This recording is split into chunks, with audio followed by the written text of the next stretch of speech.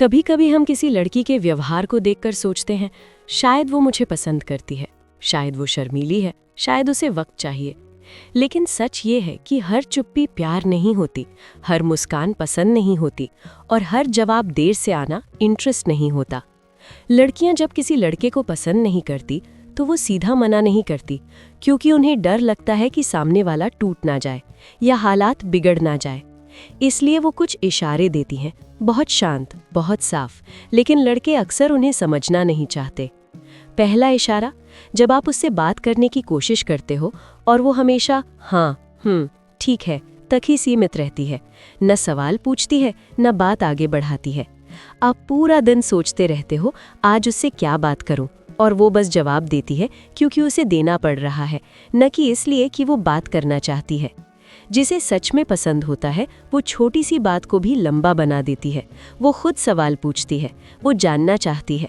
लेकिन जिसे पसंद नहीं होता वो बात को ख़त्म करना चाहती है।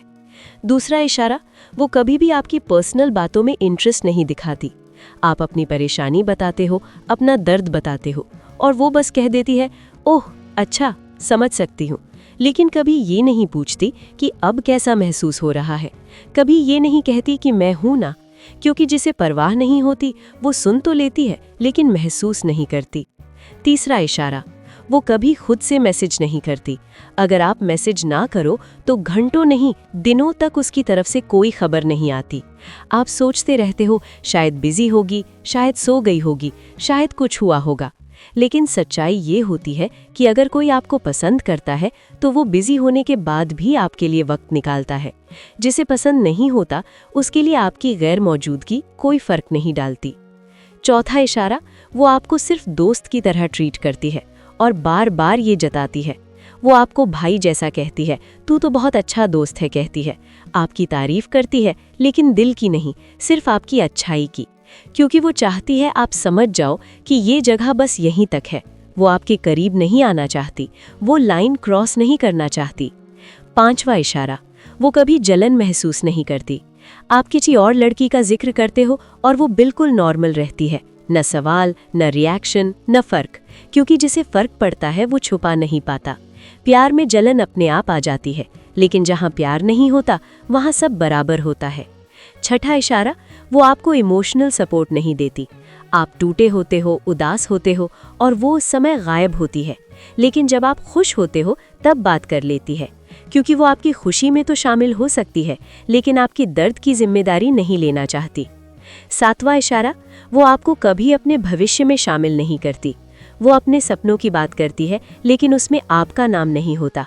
वो कहती है मैं ये करना चाहती हूँ, मैं वहाँ जाना चाहती हूँ, लेकिन कभी ये नहीं कहती हम, क्योंकि वो पहले ही जानती है कि आप उस कहानी का हिस्सा नहीं हो। आठवां इशारा, वो आपको टाइम पास की तरह ट्रीट करती है। जब उसे बोरियत होती है वो बात कर लेती है, जब उसका मूड अच्छा नहीं होता वो आपको सुनने के लिए रखती है, लेकिन जैसे ही उसका मूड ठीक होता है वो दूर हो जाती है, क्योंकि आप उसके लिए ऑप्शन हो, प्रायोरिटी नहीं। नौवां इशारा, वो आपकी कोशिशों को हल्के में लेती है।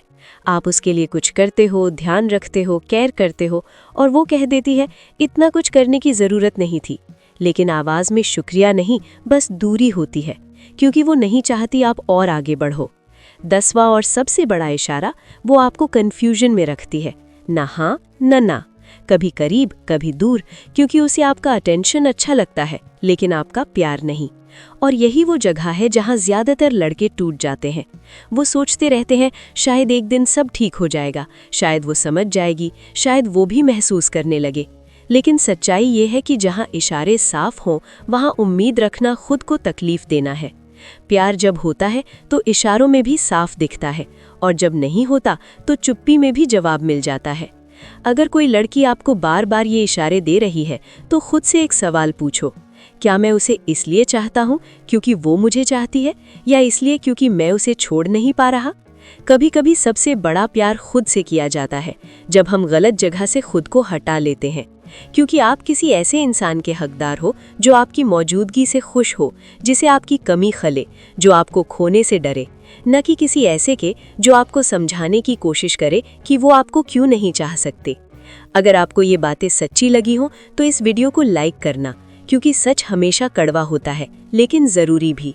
और अगर आपने खुद को इन बातों में कहीं महसूस किया तो कमेंट में लिखो मैं समझ गया, क्योंकि समझ जाना ही आगे बढ़ने की शुरुआत है।